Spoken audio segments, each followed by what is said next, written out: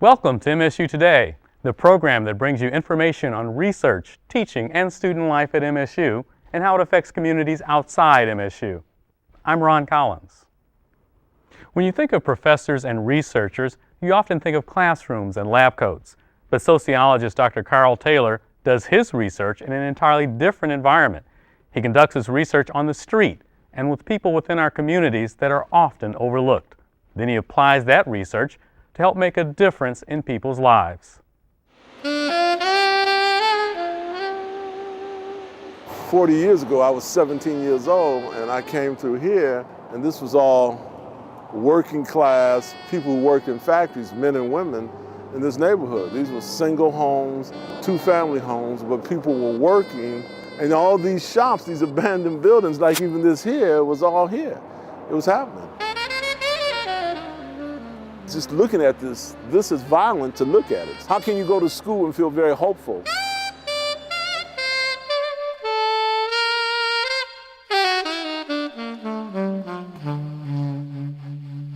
Some people only want to look at one part of the community. Researchers have to make certain that they're getting a total picture. I consider myself an activist scholar, and so my classrooms are connected. My classroom in the street, at the youth centers, in the prisons, and my classroom back in East Lansing, they're together. My research is about young people being able to look at themselves in a healthy way and look at how they connect to the larger picture. They don't have to be addicted to violence.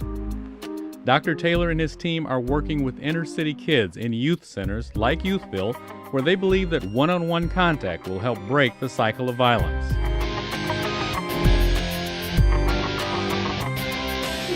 So how do you stay away from the dark side? Well, I mostly try to hang around people that I get do the same thing I do. What Dr. Taylor is doing is he's changing the mentality, the scope of it. You're taking something out of the laboratory, you're going out there, you're trying to put it into effect. What we talked about in books, we're going out there doing on the streets here. We have to get out from behind our desks. We have to get out here. Youthville is what the YMCA used to be and what the Boys and Girls Club and all those things, and they're all gone now. And you started looking at what's taking place here, and it's hard when we go back and look at Youthville, we're like the phoenix rising again.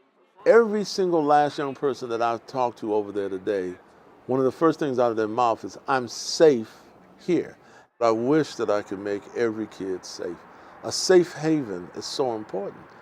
If they have a good, healthy, young life, more than likely, you can talk about studies or whatever, but common sense should dictate that they're going to be good parents. They're going to be better people, better citizens. All we need is more buildings like this. That's all we need.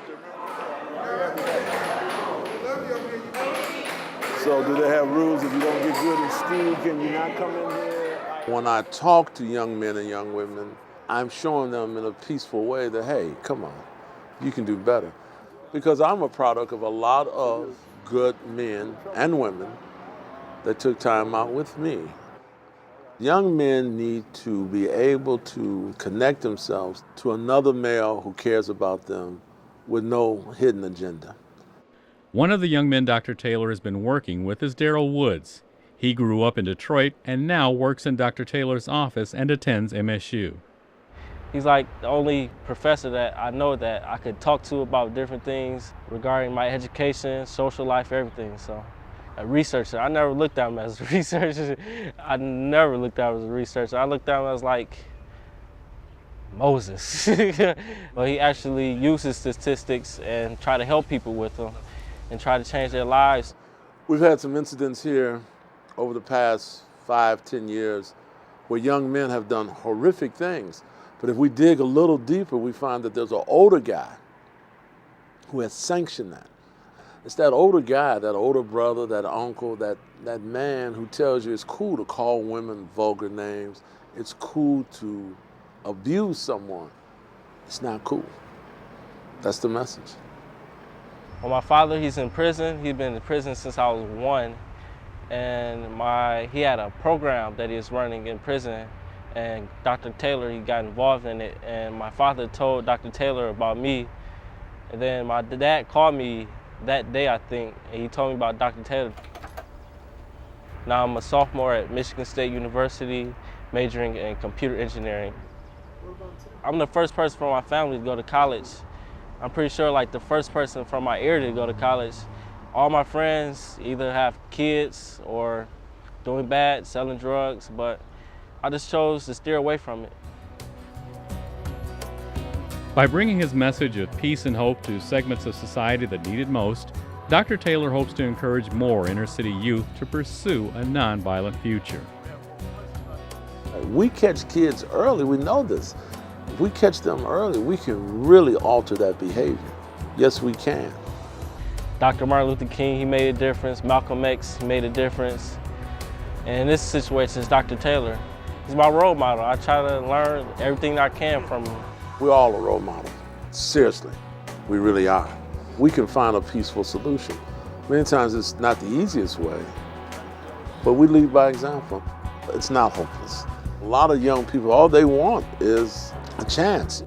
I want to be able to say that I helped someone, be able to say that I changed the world like Dr. Taylor has. Dr. Taylor's research findings and expertise has been sought out by law enforcement agencies and fellow scholars across the nation.